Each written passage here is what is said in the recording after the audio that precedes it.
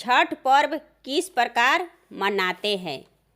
छठ का पर्व है पावन त्योहार। सूरज की लाली माँ का है उपवास। जल्दी से आओ अब करो ना विचार। छठ पूजा का खाने तुम प्रसाद। छठ पूजा की शुभकामनाएं। छठ व्रत 4 दिनों का होता है। भाई दूज के तीसरे दिन से यह छठ व्रत आरंभ हो जाता है। पहले ही दिन सेंधा नमक से भोजन को बनाते हैं और घी से बना हुआ अरवा चावल और कद्दू की सब्जी प्रसाद के रूप में लेते हैं और अगले ही दिन उपवास को आरंभ हो जाता है। छठ व्रत पूरे दिन अन्न जल त्याग कर शाम को करीब 8 बजे से गुड़ का खीर को बनाकर पूजा करने के उपरांत प्रसाद को ग्रहण करते हैं, जिसे खरना कहते हैं।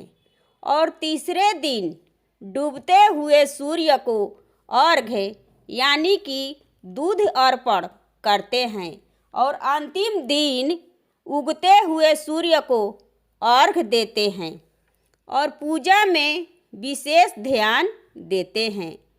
लहसुन प्याज को भी वर्जित रखते हैं और जिन घर में पूजा होती है वहाँ भक्ति गीत गाए जाते हैं और सारी रात घी का दिया जलाते हैं। छठ महापर्व अधिकतर महिलाएं ही रखती है। नहाए खाए का दिन। छठ का पहला दिन जिसे नहाए खाए के नाम से जाना जाता है। नहाए खाए का शुरुआत चैत या कार्तिक महीने के चतुर्थी से होती है। सबसे पहले हम घर की साफ सफाई करते हैं। उसके बाद व्रती अपने नज़दीक नदी या तालाब में जाकर स्नान करती है और व्रती इस दिन स्वच्छ जल से अच्छी तरह से अपने बालों को धोकर स्नान करती है और वहाँ पर घाट का पूजन करती है और स्नान करके नदी या तालाब से लौटते समय वे अपने साथ गंगा जल लेकर आती है और उसका उपयोग खाना बनाने के काम में करती है और वे अपने घर को साफ सुथरे रखती है। व्रती इस दिन सिर्फ एक बार ही खाना खाती है और खाना में व्रती कद्दू की सब्जी, चना का दाल, अरवा चावल का उपयोग करती है। यह खाना चूल्हे पर बनाती है और जब खाना बन जाता है तब सर्वप्रथम व्रती ही खाना को पहले खाती है। उसके बाद ही घर के पूरे परिवार खाते हैं। खरना छठ पर्व का दूसरा दिन जिसे खरना कहते हैं। यह पर्व चैत या कार्तिक महीने के पंचमी को मनाया जाता है। व्रती पूरे दिन उपवास रखती है। इस दिन व्रती पूरे दिन पानी की एक बूंद भी ग्रहण नहीं करती है और शाम को गुड़ के रस का खीर बनाती है। खरना के दिन नमक और चीनी का उपयोग बिल्कुल भी नहीं करते। उस दिन शाम को बना हुआ खीर को एकांत जगह यानी कि जहाँ शोरगुल बिल्कुल नहीं होता है वहीं पर बैठकर व्रती खीर और रोटी को खाती है और किसी तरह की आवाज़ सुनना खरना के पर्व के नियम का विरुद्ध होता है। और जब व्रती अपना खीर और रोटी खा लेती है तब अपनी सभी परिवारजनों को एवं मित्र रिश्तेदारों को वही खरना का बना हुआ खीर रोटी का प्रसाद को बांटती है। ये सब संपूर्ण प्रक्रिया को खरना का व्रत कहते हैं और इसके अगले ही दिन 36 घंटों के लिए व्रती निर्जला व्रत रखती है और मध्य रात्रि से ही व्रती छठ पूजा के लिए विशेष तरह से प्रसाद ठेकुआ को बनाती है। छठ पर्व का तीसरा दिन, जिसे हम संध्या अर्घ से जानते हैं, पूरे दिन सभी लोग मिलजुल कर पूजा की तैयारियां करते हैं और छठ पूजा के लिए विशेष तरह से प्रसाद जैसे ठेकुआ और चावल के लड्डू, जिसे कचवनिया भी कहा जाता है, और सभी प्रकार के फलों को खरीदकर बांस के डालों में भरकर छठ घाट पर ले जाते हैं और छठी मैया को अर्घ देते हैं।